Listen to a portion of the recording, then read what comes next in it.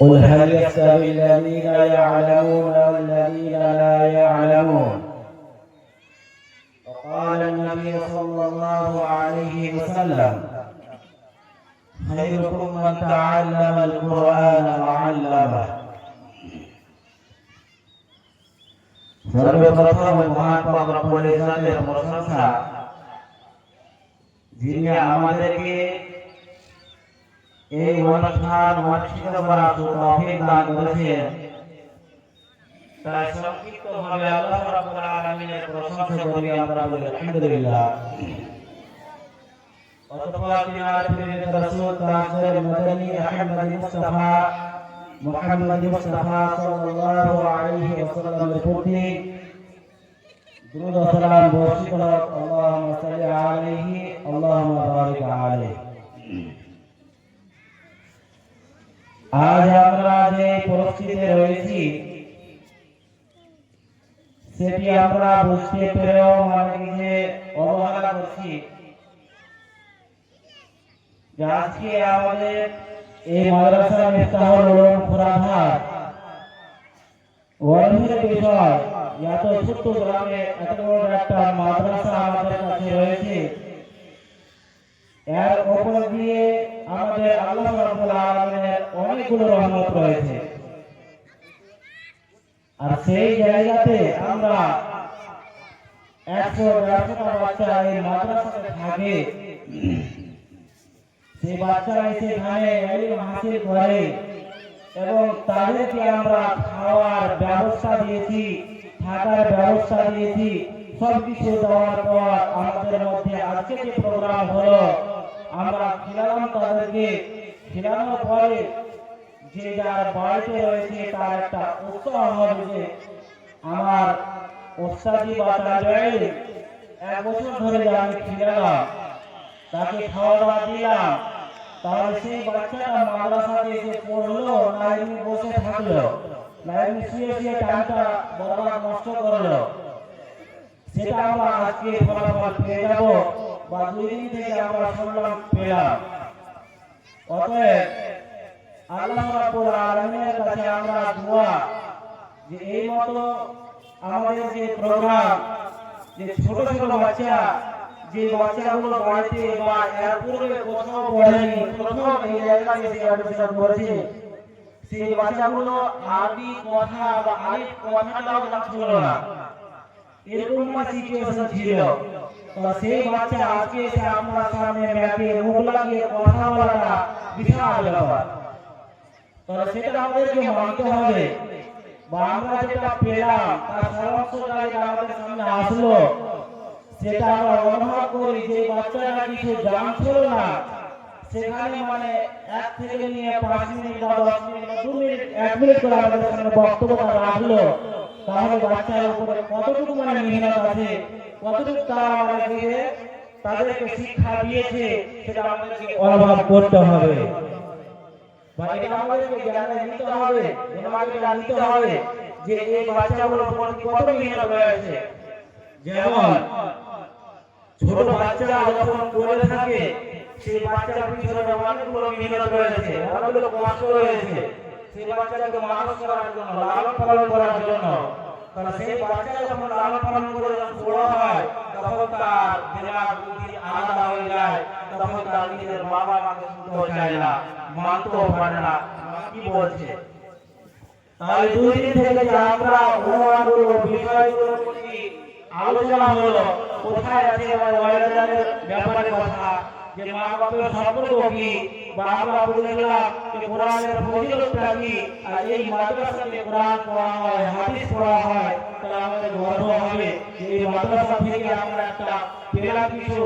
আজকে যে 2 দিন থেকে আমরা শুনলাম, তাহলে আমাদের মধ্যে কিছু চেঞ্জ করা যায় বা চেঞ্জ হওয়া যায় যে এত ছোট ছোট বাচ্চা আমরা বিরাজ থেকে বাইরে থেকে আমাদের গ্রামে এসে পড়ছে, আর এই ধরনের তাকরীর বা ওয়াজ করলো, আর আমাদের বাচ্চাগুলো বাড়িতে থেকে গরু বকরি এগুলো চড়িয়ে আছে। এটা আমাদেরকে স্মরণ করার কথা যে আমরা সেখান থেকে আমরা কিছু অর্জন করি, আমাদের বাচ্চাগুলো এই মাদ্রাসাতে পড়েছি।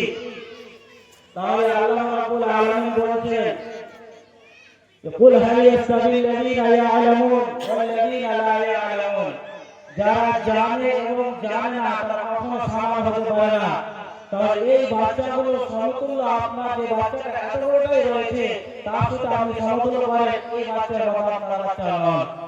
যেহেতু এই বাচ্চা আপনার জন্য এই ভবিষ্যতে আপনার জন্য অনেক লাভদায়ক হবে, যে সেই বাচ্চা আপনার বাচ্চাকে খেলো, আপনি খিলালেন, সেই দোয়া করবে যে আল্লাহ আমার জানি এই বাচ্চাটা খিলাম, এতদিন ধরে খেলাম, তাহলে আল্লাহর কাছে যদি দোয়া করে সেই বাচ্চাটা দোয়া কবুল হবে। এবং তারপরে কথা হলো কি, আজকে যে এতদূরটা পৌঁছল, তাহলে আমাদের স্টাফ, যে মাদ্রাসার শিক্ষক, এদের মেহনত, যত জিহাদ, আমাদের পরিশ্রম যতটা ছিল আমরা সেই বাচ্চার পিছনে বিলিয়ে দিয়েছি।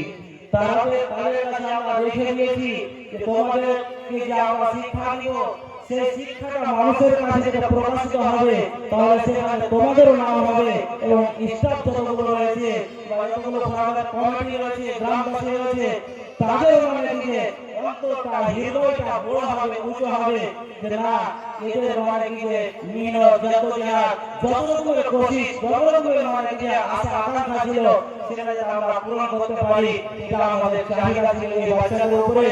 আলহামদুলিল্লাহ সেই চাহিদা আমাদেরকে পূরণ করে দিয়েছে। আল্লাহ যাতে এই বাচ্চাগুলোকে আল্লাহ তুমি কবুল করো এবং এদেরকে যাতে বড় আইন বানার চেষ্টা আল্লাহ তুমি মনে দিয়ে এদের ভিতরে রেখে দিও। তারপরে যেটা আল্লাহ রাব্বুল আলামিন বলেছেন যে এই গ্রামবাসীরা বা এই গ্রামের সদস্য যারা মাদ্রাসা চালাচ্ছেন, তাদেরকে আমি এখন কথা বলবো যে আল্লাহ পাক রাব্বুল আলামিন বলেছেন, আল্লাহ রাব্বুল আলামিনের রাসূলকে, হে মুহাম্মদ, যে তুমি বলে দাও যে আমি তোমাদেরকে যে কোরআনটা দিয়েছি, বিধানটা দিয়েছি, সেই বিধানকে যেন আমার বিধান না ছেড়ে দেয়।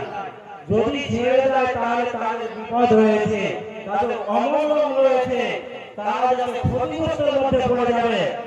আমরা বুঝতে পারছি যে আজ আমরা এই গ্রামবাসী পিছনে আছি, যেহেতু 2 দিন থেকে দেখতে পেলাম যে কোনো একটা লোক, কোনো একটা গ্রামের সদস্য যে আমাকে এসে বাচ্চারা বলছে, আমাদের ছোটদের বাচ্চাগুলো বা আমাদের মেয়েগুলো এসে বলছে, তাদেরকে এটা নিজের অন্তরে নেওয়া যায় যে তারা এসে আমার বাচ্চাদের কথাগুলো বলছে, সে কথাগুলো শুনে কি শিখলো, কি অর্জন করলো, কি পড়াচ্ছে মৌলভী সাহেবরা, ওলামারা কি পড়াচ্ছে সেটাকে তদন্ত নেওয়া। কিন্তু আমরা বাড়ি থেকে বলছি না মাদ্রাসাতে কি হয় না হয় সেটা বুঝতে পারলাম না, তাহলে আসতে হলে ফিল্ডে আসতে হবে, ময়দানে এসে দেখতে হবে এই জায়গাটা হচ্ছেটা কি। আপনি বাড়ি থেকে বসে যদি সমালোচনা করেন সেটা কিন্তু মানা যায় না, যেহেতু কোরআনকে আমাদেরকে ধরতে হবে। আল্লাহ রাব্বুল আলামিন বলেছেন, ওয়াতাসিমু বিহাবিলিল্লাহি জামিআ ওয়া লা তাফাররাকু। যারা কোরআন, আল্লাহ রাব্বুল আলামিন বলেছেন যে আমি 2টি বিধান রেখে দিয়েছি তোমাদের মধ্যে, সেই 2টি বিধান হচ্ছে একটি কোরআন এবং আল্লাহ রাব্বুল আলামিনের সুন্নাহ। যেহেতু যেটা হচ্ছে আমাদের মাঝে হাদিস, যে আল্লাহ রাব্বুল আলামিনের রাসূল যে কথা বলেছেন সেটাকে হাদিস বলা হয়, হাদিস বলা যায়। সেই হাদিস তাহলে 2টি কিতাব আমাদের ভিতরে রেখে গেছে, সেই হিসাবে তোমরা রাস্তা থেকে অতিক্রম করে চলে যাবে। আর আল্লাহ রাব্বুল আলামিন আরো বলেছেন যে আমি 2টি পথ দিয়েছি মানুষকে, যে 2টি পথের মধ্যে একটি পথ হচ্ছে সরল রাস্তা এবং একটি হচ্ছে খারাপ। যে খারাপ পদ্ধতিতে আমরা চলছি সেটা আমাদেরকে বর্জন করতে হবে এবং সঠিক রাস্তাটা আমাদেরকে আসতে হবে। সঠিক রাস্তা হচ্ছে এই ধরনের মাদ্রাসা, মসজিদ ও সঠিক রাস্তা। আপনি সেই দিকে আসেন, অগ্রসর হন এবং এই জায়গা বাকি যখন আপনি অতিক্রম দোসরা জায়গাতে করবেন, অন্য জায়গাতে করবেন, সেটা আপনার জন্য হচ্ছে খারাপ। তাহলে সেই জায়গা থেকে আপনাকে বাঁচতে হবে, এই জায়গাতে আসতে হবে, তাহলে আপনার রাস্তা সঠিক হবে। যেহেতু যদি এই মতো না হয় তাহলে আমরা জানি আমাদের মুখস্থ রয়েছে ওয়াইল মাগদুবি আলাইহিম ওয়ালাদ-দাল্লিন, এর অর্থ বা এর মাফহুম হয় যে এর পূর্বে যতগুলো মানে কি খ্রিস্টান ইহুদিরা ছিল তাদেরকে আল্লাহ ধ্বংস করেছেন, তাদেরকে বরবাদ করেছেন, যে গুমরাহ করে দিয়েছে। ওই মতে যাতে আমরা না হই, আমাদেরকে জ্ঞান দিয়েছে, বুঝিয়ে দিয়েছে আল্লাহ রাব্বুল আলামিন, বুঝার জন্য, শেখার জন্য। সেই জিনিসটা আমরা যাতে কাজে লাগাই, আমরা যাতে সেই সঠিক জায়গাতে ব্যবহার করতে পারি।